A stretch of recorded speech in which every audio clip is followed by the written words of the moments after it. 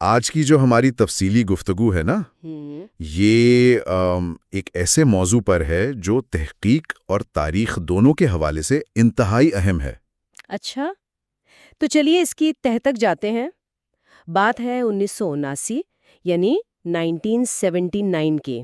ہاں، 1979 جب Muslim world league نے ایک بہت ہی بڑے عالمی مقابلے کا اعلان کیا تھا۔ صحیح، اور مقصد اس مقابلے کا یہ تھا کہ سیرت النبی پر ایک ایسی تحقیق سامنے لائی جائے جو پوری دنیا کے لیے ایک نیا معیار سیٹ کر دے۔ بالکل، اور انسان حیران ہوتا ہے اس کا سکیل دیکھ کر۔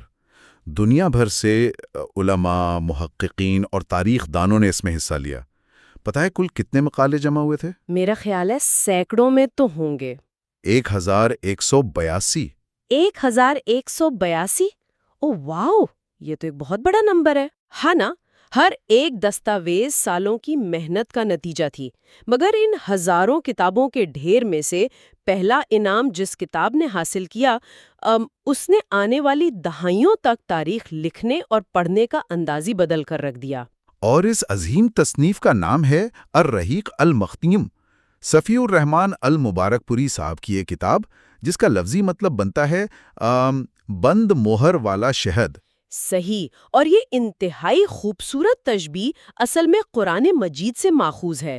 بالکل، اور اگر دیکھا جائے تو اکثر لوگ تاریخی کتابوں کو بہت خشک اور گرد آلود دستاویزات سمجھتے ہیں، یعنی جہاں صرف تاریخیں یاد کرنی ہیں اور مقامات درج ہوتے ہیں۔ ہاں، وہ ایک بورنگ سا ٹیکسٹ بک والا تصور ذہن میں آتا ہے۔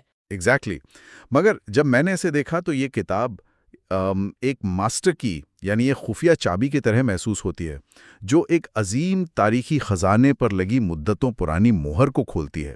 ایک ایسی چابی جو صرف آپ کو معلومات نہیں دے رہی، بلکہ کردار سازی کا ایک عملی نمونہ پیش کر رہی ہے۔ یہ ماسٹر کی والی مثال بہت زبردست ہے۔ اگر ہم اسے تحقیق کے وسیع پس منظر میں دیکھیں تو سمجھ آتی ہے کہ یہ چابی اتنی اثر انگیز کیوں ہے۔ تاریخ کے طالب علم تو جانتے ہیں کہ کلاسیکل سورسز میں روایتوں کا ایک بہت بڑا سمندر موجود ہے۔ ہاں، جس میں سب کچھ مکسڈ ہوتا ہے۔ بالکل، کچھ واقعات بہت مستند ہیں اور کچھ میں وقت کے ساتھ تھوڑی مبالغہ آرائی آ گئی یا ضعیف عناصر شامل ہو گئے۔ تو مبارک پوری صاحب نے اس کتاب کی بنیاد رکھتے وقت ایک انتہائی سخت فلٹر استعمال کیا۔ سخت فلٹر سے مراد یعنی انہوں نے صرف اور صرف مستند حوالے انہوں نے مکمل طور پر قرآن حکیم، مستند احادیث اور انہی تاریخی واقعات پر انحصار کیا جن کی سند بالکل شفاف تھی۔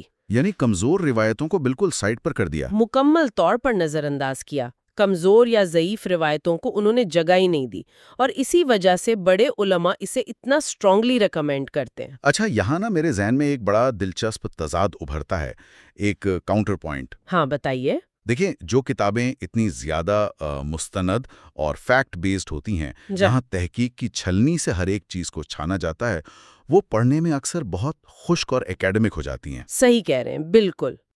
انہیں پڑھنا کسی کورٹ کے لیگل ریفرنس مینول کو پڑھنے جیسا لگتا ہے۔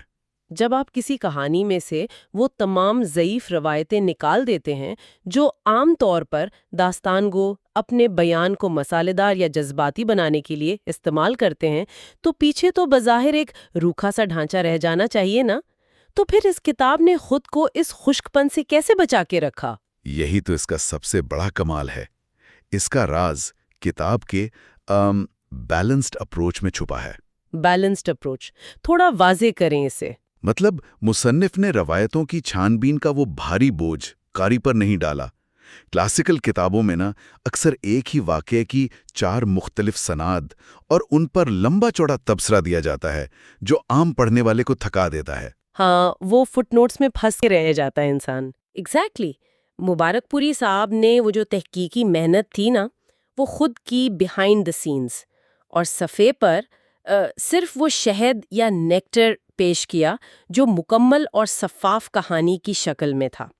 انہوں نے جذباتی مبالغہ آرائی کا سہارا بھی نہیں لیا، مگر واقعات کی منظر کشی اتنی مضبوط رکھی کہ ٹون ڈرائی نہیں ہوئی۔ زبردست، یعنی انہوں نے تحقیق کو کہانی کے راستے میں رکاوٹ نہیں بننے دیا۔ یہ وضاحت اس بات کو بھی کھولتی ہے کہ آخر کیوں یہ کتاب یوٹیوب پر کنٹینٹ بنانے والوں میں بھی اتنی ہی مقبول ہے جتنی کہ کسی یونیورسٹی کے پروفیسر میں۔ بالکل، ہر سطح کا قاری اس سے فائدہ اٹھا سکتا ہے۔ مگر اس کتاب کے بنیادی ڈھانچے کو دیکھتے ہوئے ایک اور چیز بہت نمایاں ہوتی ہے، اس کا آغاز۔ اچھا؟ ہاں، یعنی اگر کسی شخصیت کی سیرت یا بایوگرافی لکھی جا رہی ہو تو ذہن فوراً پیدائش کی طرف جاتا ہے نا؟ ہاں، نے کہ یہاں سے شروع ہوگی۔ صحیح ہے، عام طور پر ایسا ہی ہوتا ہے۔ مگر اس کتاب میں کہانی کا آغاز ڈائریکٹ پیدائش سے نہیں ہوتا، بلکہ مصنف ایک لمبا وقت اسلام سے قبل عرب کے پس منظر یعنی جاہلیہ کے دور کی تفصیلات بیان کرنے پر لگاتے ہیں، ان کے سیاسی حالات، قبائلی نظام، معاشیات اور مذہبی زوال۔ ہاں، پورا کانٹیکسٹ سیٹ کرتے ہیں۔ تو سوال یہ ہے کہ بظاہر لگتا ہے کہ یہ لمبی چوڑی کانٹیکسٹ بلڈنگ مین پلاٹ کی رفتار کو دھیما کر رہی ہے، ایک آرڈنری ہسٹری بک جیسا نہیں لگنے لگتا شروع میں۔ دیکھیں، بظاہر دھیما محسوس ہو سکتا ہے، مگر کتاب کی جو فلسفیانہ گہرائی اور اینالیٹیکل طاقت ہے نا، وہ یہیں سے شروع ہوتی ہے۔ یہاں کیوں زیادہ اہم ہے۔ کیوں سے کیا مراد ہے آپ کی؟ اگر مصنف براہ راست پیدائش سے شروع کر دیتے تو آگے چل کر آنے والے اس انقلاب کی شدت اور اہمیت کبھی واضح نہ ہوتی۔ جاہلیہ کو بیان کرنے کا مقصد صرف پرانی رسمیں گنوانا نہیں تھا، بلکہ اس دور کے سسٹمک فیلئر یعنی نظام کی مکمل ناکامی کا تجزیہ کرنا تھا۔ تو وہ سسٹم کی خرابیاں دکھا رہے تھے۔ بالکل، مصنف نے میپ آؤٹ کیا کہ کس طرح پولیٹیکل، اکنامک اور ریلیجس سٹرکچرز اندر سے مکمل تباہ ہو چکے تھے۔ صحیح۔ تو اس تاریخ پس منظر کو سمجھے بنا آنے والی روشنی کی اہمیت کا اندازہ ہی نہیں لگایا جا سکتا۔ اس اپروچ سے مجھے ایک اور چیز بھی اب کلیئر ہو رہی ہے۔ کیا بھلا؟ جب ان تباہل معاشرتی ڈھانچوں کو ہم سمجھ لیتے ہیں تب مکہ میں شروعاتی مسلمانوں پر ڈالی جانے والی مصیبتیں صرف عام سا ظلم نہیں لگتی۔ ہاں، بالکل صحیح پوائنٹ پکڑا آپ نے۔ بلکہ سمجھ آتا ہے کہ پرانا نظام اپنے تحفظ کے لیے کس طرح ایک نئے انقلابی نظام کو کچلنا چاہتا تھا۔ یہ ایک سسٹمیٹک کلیش تھا، کوئی چھوٹی موٹی لڑائی نہیں تھی۔ بہت خوب تجزیہ کیا آپ نے، اور اسی وجہ سے نا مکہ کے واقعات میں مسلمانوں کی قربانیاں، ان کی وہیں پر استقامت اور پھر اتنی دشواریوں کا سامنا کرنا، یہ صرف دکھ بھری کہانیاں نہیں رہتیں، یہ آئیڈیالوجی کے ٹکراؤ کی بنیاد بن جاتی ہیں۔ ہاں، قاری کو اصل وجہ سمجھ آتی ہے۔ صحیح، قاری کو پتہ ہوتا ہے کہ سامنے والا دشمن صرف کسی ذاتی غصے میں نہیں ہے، بلکہ اپنے پورے اقتصادی اور قبائلی وجود کو بچانے کی ایک ایگزسٹینشل جنگ لڑ رہا ہے۔ یہ کانٹیکسٹ آگے چل کر ہجرت اور مدینہ میں ایک نئے اسلامی سوسائٹی کے قیام کو صرف ایک مائیگریشن کے طور پر نہیں، بلکہ ایک نئے ریاستی نظام کی تعمیر کے طور پر پیش کرتا ہے۔ اور ظاہر ہے جب ریاست بنتی ہے تو لازمی طور پر اسے ڈیفینڈ بھی کرنا پڑتا۔ بالکل، وہاں سے چیلنجز بڑھ جاتے ہیں۔ اور یہاں آ کر نا کتاب کا رخ ایک ایسے پہلو کی طرف مڑتا ہے جو اسے صرف ایک تاریخی دستاویز سے نکال کر باقاعدہ لیڈرشپ اور اسٹریٹجی کی دستاویز بنا دیتا ہے۔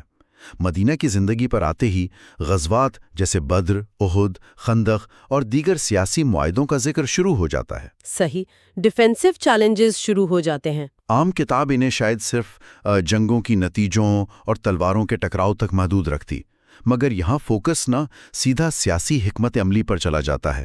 میں جب یہ حصہ دیکھتا ہوں تو مجھے تو یہ لیڈرشپ، کرائسس مینجمنٹ اور ڈپلومیسی کا ایک ماسٹر کلاس محسوس ہوتا ہے۔ یہ ماسٹر کلاس والی جو بات آپ نے کی نا، یہ بہت اہم سوال کھڑا کرتی ہے۔ اگر ہم اسے کسی مخصوص واقعہ سے جوڑ کر دیکھیں، مثلاً صلح حدیبیہ لے لیں، تو کتاب کی میتھڈالوجی اور بھی زیادہ واضح ہو جاتی ہے۔ صلح حدیبیہ، اس میں مصنف نے کیا الگ انداز اپنایا؟ دیکھیں، صلح حدیبیہ کے معاہدے کو ایک عام تاریخ دان شاید صرف ایک دستاویز سمجھے گا جس پر کچھ شرائط طے ہوئی تھیں، اور بظاہر وہ شرائط اس وقت مسلمانوں کے حق میں لگ بھی نہیں رہی تھیں۔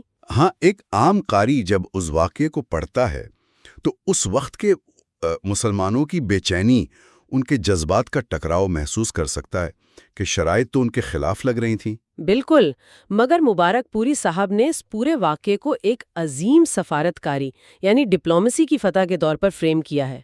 وہ باقاعدہ کلیئر ہیڈنگز کے ساتھ بتاتے ہیں کہ کس طرح جذبات پر قابو پا کر طویل مدتی فائدے کو دیکھتے ہوئے ایک ایسی ٹریٹی سائن کی گئی جس نے آنے والے سالوں میں فتح کا راستہ ہموار کیا۔ صحیح، یعنی جذبات اور प्रोफेटिक फोरसाइट या नबूवत की दूर अंदेशी के फ़र्क को वाज़े किया गया है, जो वाकई बहुत कुछ सिखाता है। हाँ, और इसमें से आला किरदार साजी के असूल निकलते हैं।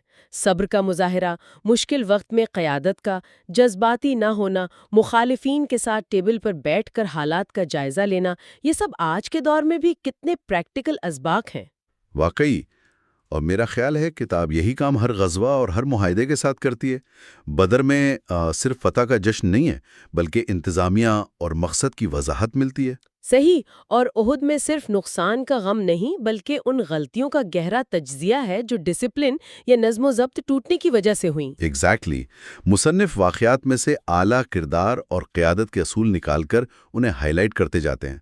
और इन पेचीदा सियासी वाक़यात को बयान करने के लिए इन्होंने जो साफ ज़ुबान और स्मूथ फ्लो इस्तेमाल किया है, उसकी दाद देनी पड़ती है। बिल्कुल, उसकी वजह से कारी को समझने में बहुत आसानी होती है। कहानी के तसलसल में कहीं भी झोल नहीं आता, और कारी फ़तेह मक्का से लेके हज्जतुल विदा के आखिरी खुतबे तक और फिर नबी सल्लल्लाहु अलैहि वसल्लम के विसाल तक एक तवाज़ुन में बंधा रहता है। सही बात है। ये जो रवानी और आसान अंदाज है ना, इसने वाकई इस किताब को पूरी दुनिया में मकबूल बनाया है। यहाँ आकर ना बात वाकई बहुत दिलचस्प हो जाती है। लेकिन देखें, दुनिया की कोई भी तहकीक मुकम्मल तौर पर हर मेयार पर पूरी तो नहीं उतरती ना। अगर हम थोड़ा सा पीछे हटकर इसका एक मुनसिफाना जायजा लें, एक ऑनेस्ट रिव्यू करें, तो क्या इस सादगी की कोई कीमत भी चुकानी पड़ती है? मुनसिफाना जायजे के हवाले से ये एक बहुत वैलिड पॉइंट है। यानी जो बहुत एडवांस्ड रिसर्चर्स हैं, उनकी नज़र में इस असलूब में क्या कमी रह जाती है? एकेडमिक्स और एडवांस्ड रिसर्चर्स की अगर बात करें ना, तो उनके हवाले से एक वाज़ेह कमी इस किताब में हिस्टोरियोग्राफिकल डिबेट की है। यानी तारीखी आरा का तकाबुली जायजा। एग्जैक्टली। जब आप यूनिवर्सिटी में मास्टर्स या पीएचडी की सदा का मुताला करते हैं, तो आप चाहते हैं कि अगर किसी वाक़ये के बारे में 3 मुख्तलिफ रिवायतें हैं, तो मुसन्निफ उन तीनों को वहाँ पेश करे, उनके रवैयों पर बहस करे, उनके असरात का मुकम्मल कंपैरिजन करे और फिर अपना नतीजा निकाले। सही, यानी डीप डिस्कशन हो। हाँ, मगर रही कल मखतूम में इस तरह का डीप एनालिसिस या लंबी एकेडमिक बहसें आपको सफ़ों पर लिखी हुई नहीं मिलती। मुसन्निफ ने पहले ही छानबीन करके एक कंक्लूजन निकाल लिया है और उसे स्मूथ नरेटिव में ढाल दिया है। तो जो स्ट्रिक्ट रिसर्चर्स हैं वो इसे अपने उस मेयार से थोड़ा बेसिक समझ सकते हैं। लेकिन मेरी नज़र में तो यही वो ट्विस्ट है जो इस किताब के हक में सबसे बड़ा पॉइंट बन जाता है। वो कैसे? देखें, जो चीज़ किसी एकेडमिक रिसर्चर को कमज़ोरी लग सकती है ना, दरअसल वही इस किताब की सबसे अजीम ताकत है, एक आम कारी या बिगिनर के लिए।